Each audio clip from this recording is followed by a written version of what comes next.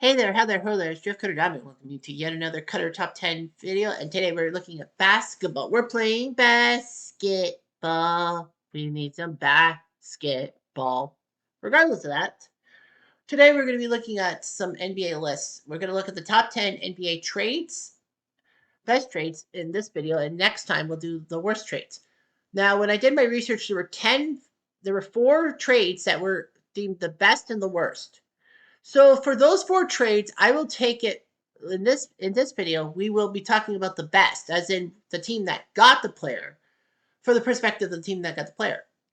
However, when we do the worst, we're going to do it from the perspective of the team that got rid of the player. Got that? Okay, here we go.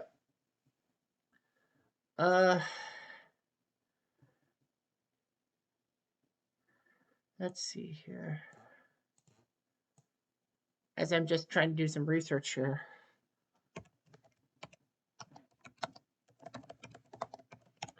All right. So number 10 is James Harden from the Oklahoma City Thunder to the Houston Rockets. So this is not one of the double downs, if you must know. There are 4 of them. There are 4 double downs, but this is not one of them. So James Harden was a pretty good player for the Rockets, drafted out of Arizona State, who didn't really have much of a basketball pedigree. Football, yeah. Baseball, yeah. Basketball, other than Byron Scott, not so much. But Harden turned it around, and he did well for Houston. For Oklahoma City. You know, the Thunder had the best guys with Westbrook, Harden, and Durant. So Oklahoma City were young. They got to the 2011 final. No, 2012. Yeah, the 2012 final, losing to the Miami Heat, getting Miami and LeBron their first title. So Oklahoma City decided to trade him to Houston. Big mistake. Oklahoma City couldn't keep Harden, Westbrook, and Durant for another season. Those the big 3 from Oklahoma City. Oklahoma does not have a franchise in any of the other major sports, so that was puzzling. But yeah, James Harden proved Oklahoma City wrong, becoming MVP, perennial All-Star, good guy for Houston, but then he went to Brooklyn and Philadelphia and has basically fallen off the earth. Whoop. Number 9 is the double trade for the Boston Celtics in 2007. To me, it's got to be this move. Ray Allen and Kevin Garnett both being traded in separate deals. Boston were a decent team, but hadn't won a title since 1986, even though they won the most NBA titles overall, with 16 of them. So anyhow, the Celtics had money and they decided to make some key trades. They would trade a couple of players, including Ryan Gomes, to Minnesota for Kevin Garnett, known as the big ticket. He was great for Minnesota, great player, but Minnesota could not go far in the playoffs, and basically they fell flat. Boston even got Ray Allen from, I can't remember who he played for. I think it was Milwaukee. But anyway, Ray Allen was there, part of the 1996 draft class. But anyway, he went to Boston. And so with Allen, Garnett, and with Paul Pierce, who they drafted out of Kansas, Boston made their big 3. And basically, Kevin Garnett did the anything is possible speech. Celtics won the 2008 NBA title, and it paid dividends. There will be talk about Kevin Garnett in the worst trades, but not from the Timberwolves' point of view. Number 8 is Shaq. To the Miami Heat, 2004. The Lakers knew they had something special when they got Shaq, one of the best free agent sightings in NBA history. Orlando had him from LSU. He was the number 1 draft pick in 92. He almost got Orlando to the promised land in the playoffs, missing by 1 game in his inaugural season. He was a great player, but the money he would have gotten in free signing with Orlando was ridiculous, so they let him walk to the Lakers. The Lakers needed a center after Kareem Abdul-Jabbar retired, and Sam Perkins was not really worthy. Anyhow, they got Shaq. The Lakers traded, Shaq led the Lakers to a three-peat, and in 2004, tensions between him and Kobe were impalpable, and they had to get rid of one of them, and they got rid of Shaq to Miami for some players. I think Lamar Odom was one of them, wasn't it? I don't remember. But anyhow, the joke was on the Lakers as Shaq got Miami to the title in 2006, taking out Dallas. And the Lakers would have egg in their face. Although they won a few more titles without Shaq. Shaq basically told Kobe where his ass was. So that just blew up in their face. Number 7 is the big trade in Toronto. Yeah, I know. I had to make a Toronto trade. But it's the Kawhi Leonard trade to the Raptors for DeMar DeRozan. The Raptors were a decent team in the 2010s. They kept building and building, and then by 2016, they had finally done it. The Raptors finally won a playoff round for the first time in 15 years. So the Raptors were trying to make it through, but LeBron almost killed the Raptors every freaking time. Raptors had playoff momentum being stalled and all that. So it was weird seeing the Raptors struggle in the playoffs just like the Leafs do in the NHL. Anyhow, the Raptors would get a trade. They would get Kawhi Leonard, who was a great two-time Defensive Player of the Year from the San Antonio Spurs. Unfortunately, Kawhi came with some problems, but it wasn't his fault. It's the team's fault. Allegedly, the Spurs training staff screwed up his stuff with healing from an injury, and Kawhi was kept out of the lineup. Kawhi would not keep quiet, and he decided to yell at Spurs management. So the Spurs needed to trade him, and they picked him up and sent him to Toronto for DeMar DeRozan. Of course, Raptor fans were pissed off because DeMar was a high-scoring guy from USC, and he was the second best Raptor behind Kyle Lowry. That's also a good trade for the Raptors, is Kyle Lowry coming to the Raptors from Houston. But nevertheless, Kawhi came to Toronto. He did his famous laugh. Ah, ha, ha, ha, ha. People thought he was joyless and all that. Raptor fans were basically on top of management saying, that is the dumbest move you could ever make. Well, they are eating crow left, right, and center with an R-E. Ha. The Raptors, well, Kawhi did well first round against Orlando, but it was the second round against the Sixers in 2019 that proved his worthiness. With 35 points, including the famous shot at the end of Game 7 against Philly at home, when the ball bounce into the net. Game series, Toronto's won, as Kevin Harlan would say. So the Raptors did it. Kawhi put them on their back. And in the conference finals, now love to Milwaukee and Giannis, he put them on his back and got the Raptors 4 straight wins and got themselves to the championship against those pesky Golden State Warriors. Kawhi would be the MVP. The Raptors would beat Golden State in 6, which was shocking, and giving Canada an NBA title. Hey, I mean, a Canadian invented the game, James Naismith.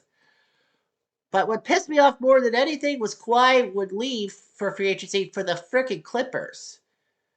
And some say Kawhi's one of the best Raptors of all time. He only played one fucking season. I ain't gonna count him in the top 5. I never will. Longevity counts in my book. But it worked out. DeMar did okay in San Antonio, but Kawhi in Toronto, well, without him, I don't think we win the title. Honest to God. Number 6 is the first of the 4 double dip ones, and that's the Kobe Bryant trade to the Lakers in 1996.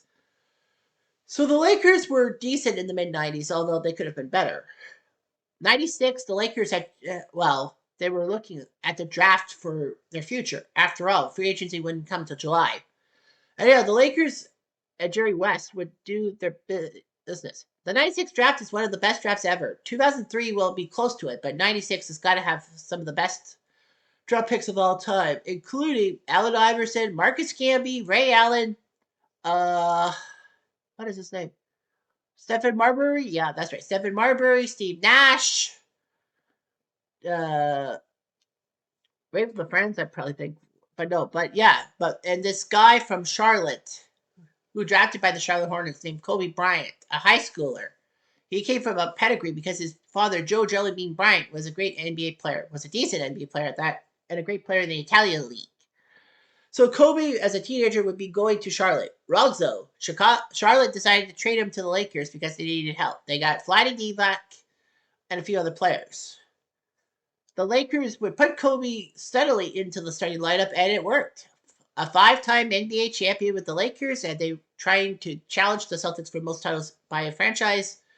And Kobe was just that big guy. He was so good that the Lakers traded Shaq away to Miami, even though the Lakers had 3-peat with those two. But Eagles clashed in the end. Number 5, another double dip, and that's Scottie Pippen to the Bulls, meaning that we'll talk about it from the Bulls' point of view in 1987. Scottie Pippen was from Central Arkansas, good school and all that. Well, it's not Arkansas, but whatever. Yeah, Scottie Pippen was a great guy and all that. And, Seattle drafted him. Then Seattle decided to trade him to Chicago for Olden Polynice and another player, I think. I think it was a draft pick swap. So Pippen went to the Bulls, and it was the thing that Jordan needed. Jordan needed a right-hand man, and Pippen was it. They got paired together for the 6 championships. Pippen was the leader for the 2 seasons that MJ left the NBA to try to do minor league baseball for his dad. I mean, his dad died, and he wanted MJ to go into baseball sometime as a hobby, but MJ treated it like a career move. But yeah, Scottie Pippen to the Bulls, it worked out.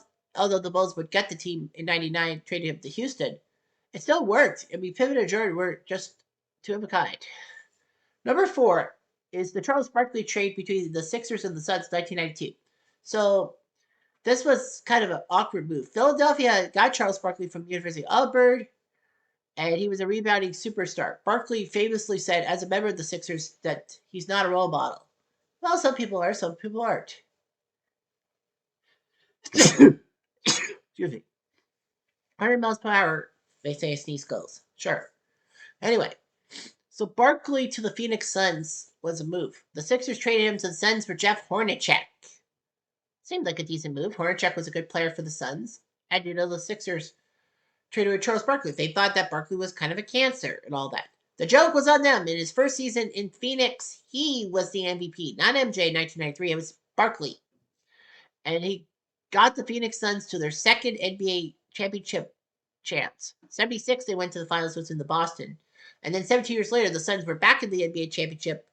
And in a triple overtime thriller, they won Game 3. But unfortunately, the Suns would fall in 6 Game 6 to John Paxson being all by his freaking self, hit the 3 ball, and the Bulls won the championship. No matter, Barkley and the Suns were decent, although he went to Houston and was kind of title chasing near the end of his career. Number 3 is the Wilt Chamberlain trade to the Lakers from Philly in 1968. Wilt's story is big. From the University of Kansas, playing 1 year with Kansas and helping them to the 1957 NCAA Finals against North Carolina. They lost by a point in triple overtime. Wilt played for the Harlem Globetrotters, and then he would head to the Syracuse Nationals. No, the Philadelphia Warriors, excuse me. He went to the Warriors. I'll explain about Philadelphia Warriors in a second. But yeah, he went to Philadelphia, played for the Warriors, had that 100-point game against the Knicks in a neutral site, Hershey, Pennsylvania, because they wanted to build the game outside of the big arenas. They wanted to go to small towns like Hershey and a few other towns. So yeah, Chamberlain was this scoring icon, and then the Warriors would actually move to San Francisco to become the San Francisco Warriors. And then a few years after San Francisco, the Philadelphia 76ers were born. Well, they were born out of the ashes of the Syracuse Nationals. So Syracuse would move to Philly after Philly lost their team to San Francisco. That's kind of a big move. But yeah, Philly called themselves the 76ers because independence. And then he went to Philly, but then, even though he was popular in Philly, he wanted to be traded to the West Coast to LA. He thought that Philly sucked, even though he led the Sixers to the 1967 title. It was a shocking move for the Sixers to get rid of him, but Wilt wanted to leave Philadelphia. Pathetic. Although he did help the Lakers win the 1971 championship. Or was it 72? Sorry, 72. 1970, they almost had it, but lost to the Knicks in Game 7. But Wilt still finished his career on the West Coast, and that's what he always wanted. Number 2 is Bill Russell to the Boston Celtics. Today we're going to be looking at the Boston Celtics POV. Boston were an okay team and all that. They weren't the star-studded team they were in the 50s and 60s yet. The Celtics made a few major moves. Well, they got lucky as the St. Louis Hawks drafted Bill Russell from the University of San Francisco and then decided on draft day to trade him to the Celtics. Boston would pick up a few players, including Casey Jones, who was Russell's teammate with San Francisco. And it worked. He won 11 titles as a player, and I think as coach. Yeah, player or player coach. Yeah, he won 11 rings. One of the best centers, if not the best center of all time. Sorry, Wilt Chamberlain and Kareem Abdul-Jabbar. But Bill Russell was a fantastic player. And all that. Him to the Celtics. Maybe the Celtics don't win with Bill Russell elsewhere. But yeah. Bill Russell was the man, and number 6 almost got retired league-wide. They might have to. So. And numero uno is, speaking of Kareem Abdul-Jabbar, this was the trade. The trade to the LA Lakers, helping the Lakers in 1975. Kareem Abdul-Jabbar was Lou Alcindor before he transferred to Islam. He was a star for UCLA for 3 seasons. Freshmen were not allowed to play their first years on varsity. Alcindor was drafted first overall by the Milwaukee Bucks, and then Kareem thought that his career was going to suck in Milwaukee in Middle America, even though they led them to the 1971 championship. So he decided to ask for a trade, and the Lakers obliged, picking Kareem Abdul-Jabbar for players such as Junior Bridgman and all that. Kareem would have 5 NBA titles under his belt as a Laker. He was an NBA legend, and the Lakers needed a good center and all that, and it worked. Kareem Abdul-Jabbar proved why basketball was big in LA, and he was a career killer of all that. After all, he did play for UCLA, so it was natural to go back to LA as a pro when he was in college. So there's that. Anyhow, I'm jumped. I'm gonna do.